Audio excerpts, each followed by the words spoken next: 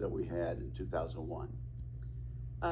The problem that we had in 2001, Senator, remains at the forefront of my mind. And as you said, this is exactly why the ODNI was created.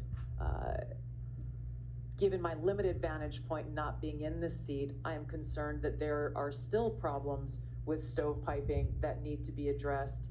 And in some cases, my concern would be that unnecessary bureaucratic layers may be contributing to that problem. This is where coming in and being able to really take a fresh look, given my experience and my background, will be essential to making sure that the ODNI is accomplishing the reason why it was created in the first place. Okay, and I have a lot of suggestions about how to make the Department of Defense more efficient also. I would simply caution you before I move on to my other quick question, that as we are trying to eliminate overlaps, that we avoid getting back to the thing that created your agency to start with. Now, let me just ask about anomalous health incidents. I know you're not in the intelligence community yet, but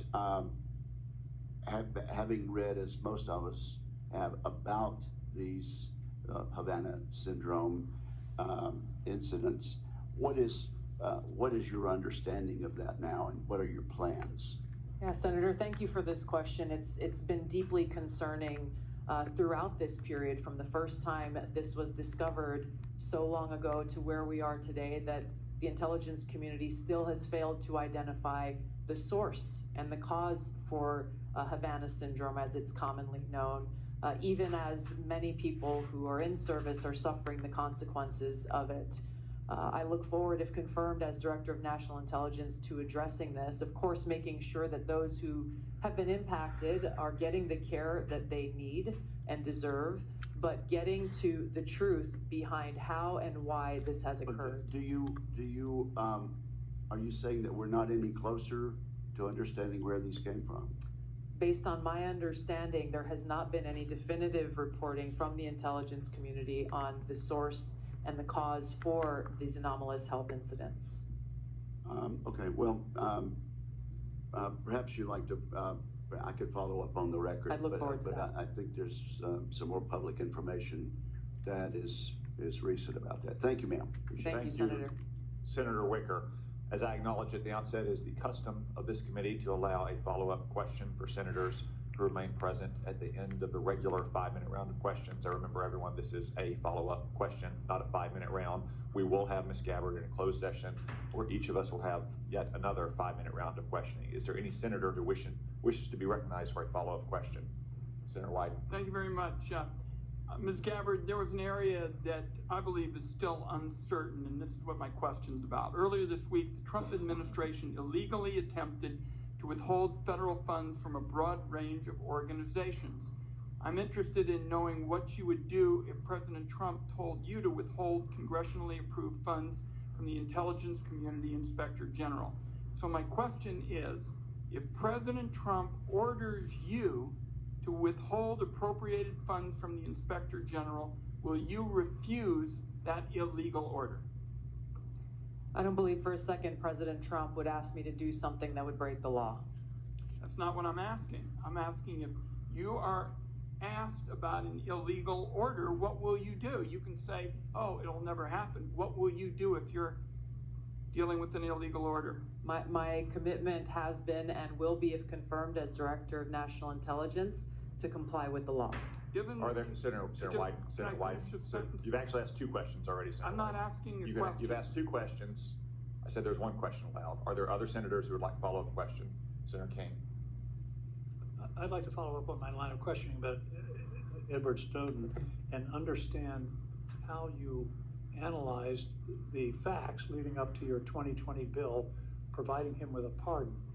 There was the House committee report, which granted was redacted, but under the heading, what damage did it cause, were 5.5 pages of redacted material. I would have thought that would raise a question in your mind. Secondly, Edward Snowden, there are about 20 countries that don't have extradition treaties with the US. He chose to go to Russia become a Russian citizen. Given that information, how did you decide to introduce a bill providing him with a pardon? Introducing a bill in the United States Congress is not the same as a tweet or a commentary on a podcast. I'm concerned about your apparent lack of interest in the scope of Edward Snowden's traitorous activities. Senator, I've answered some version of this question many times in this hearing already. My foremost concern has been, remains, and will continue to be in upholding my oath to the Constitution to support and defend Americans' Fourth Amendment constitutional rights. If confirmed as Director of National Intelligence, I'm committed to ensuring that we protect our nation's secrets by implementing a number of actions I've outlined so that those who have concerns about programs within our intelligence community, that we don't have another Snowden-like leak, and they are able to raise those concerns either directly with Congress or through any one of a number of legal paths that are available. And I think it's also important, and in line with many of the bipartisan concerns I've heard from this committee, in security classification, security clearance and classification reform, in narrowing severely those who have access to the most sensitive and compartmentalized intelligence reporting and capabilities. Senator Bennett. Thank you. Thank you for your generosity, Mr. Chairman, in letting us have a second question. Thank you again for hanging in there with this discussion, Colonel Gabbard. The House Intelligence Committee review of the Snowden disclosures found not only that he was a traitor, but that since Snowden's arrival in Moscow, he has had and continues to have contact with Russian intelligence services. You can see the deep concern on both sides of the aisle here. You had in your opening statement all kinds of complaints about former officials in the intelligence agencies, the United States press, the journalists, the media, Democrats, suggested that you weren't being treated fairly when you were coming here. No condemnation at all for this, which leads me to wonder why it is so hard for you to say that Edward Snowden was a traitor to our country. And the question I guess I have for you is, how, if you can't say that, you feel that the concerns that this committee has, that we need somebody here who will actually honor their oath, as you said. Maybe I should make it easier for you. Edward Snowden did not honor his oath to the Constitution, which is what you just said was the most important duty, most important obligation that you have in this role.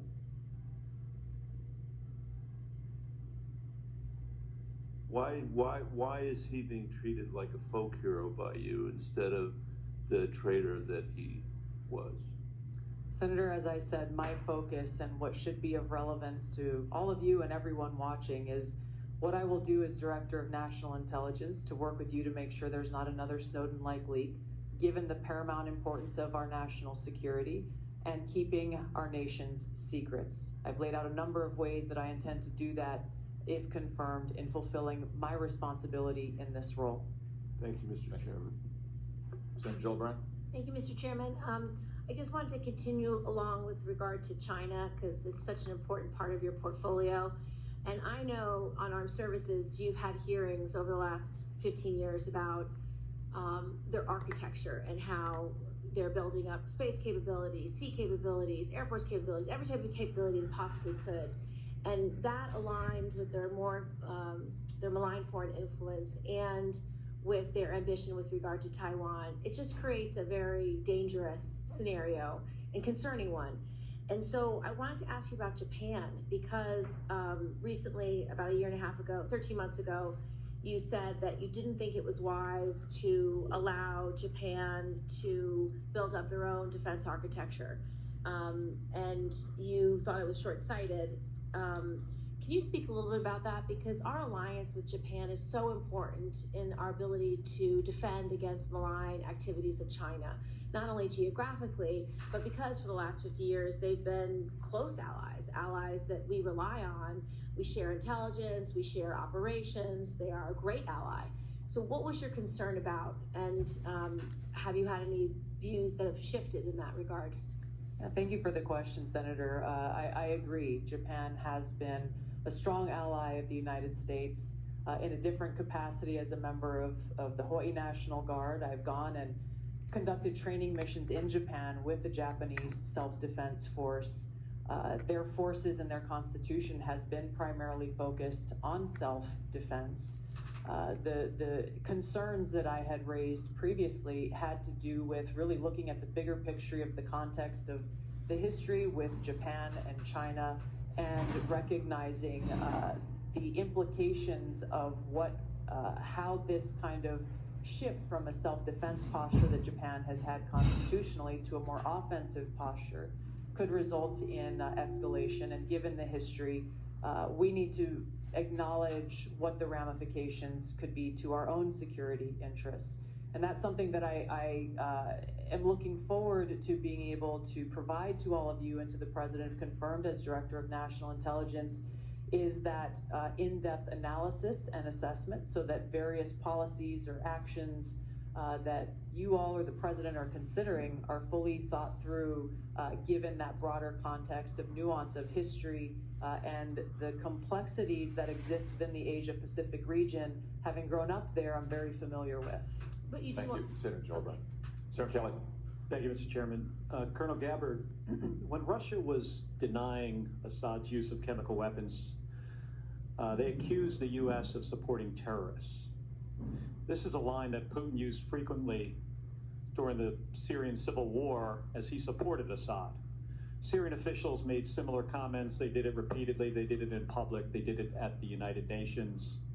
In 2016, you gave an interview in which you said, and this is a quote, "The U.S. is providing direct and indirect support to terrorist groups in order to overthrow the Syrian government." And in 2019, on the Democratic presidential debate stage, you said of President Trump, this is a quote, "This current president is continuing to betray us. We were supposed to be going after al-Qaeda, but over years now, not only have we not gone after al-Qaeda, our president is supporting al-Qaeda." So I'm interested to hear, what was your goal in saying these things? And did you consider, before saying them, the motives of Iran and Russia, what their motives might have been before making these claims? Senator, as someone who enlisted in the military specifically because of al-Qaeda's terrorist attack on 9/11 and committing myself and my life to doing what I could to defeat these terrorists, it was shocking and a betrayal to me and every person who was killed on 9/11, their families and my brothers and sisters in uniform. When as a member of Congress, I learned about President Obama's dual programs that he had begun really to overthrow the regime of Syria, and being willing to, through the CIA's Timber Sycamore program that has now been made public, of working with and arming and equipping al-Qaeda in an effort to overthrow that regime, starting yet another regime change war in the Middle East.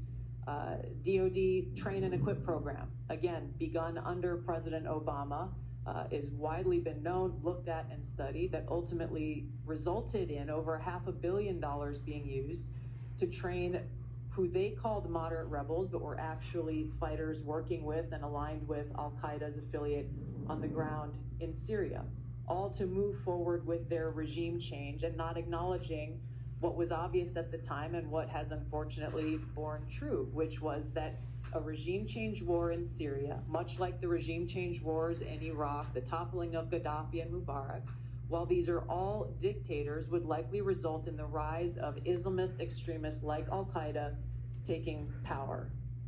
I shed no tears for the fall of the Assad regime, but today we have an Islamist extremist who is now in charge of Syria as I said, who danced on the streets to celebrate the 9/11 attack, who ruled over Idlib with an Islamist extremist governance, and who has already begun to persecute and kill and arrest religious minorities like Christians in Syria. I understand. Why that should be acceptable to anyone is beyond me. It shouldn't is be. certainly And not in our and interests. I appreciate your answer and thank you.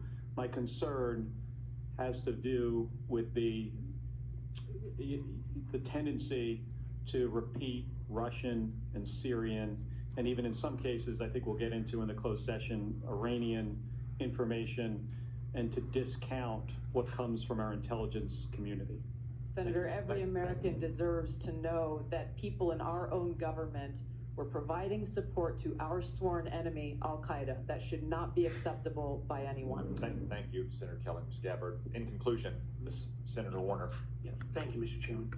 You know, one of the things I love about this committee, and I know folks who are here from Ms. Gabbard may not fully realize, but this has always been a bipartisan committee. And, you know, my friend Richard Burr, who said we always kind of follow the truth. One of the most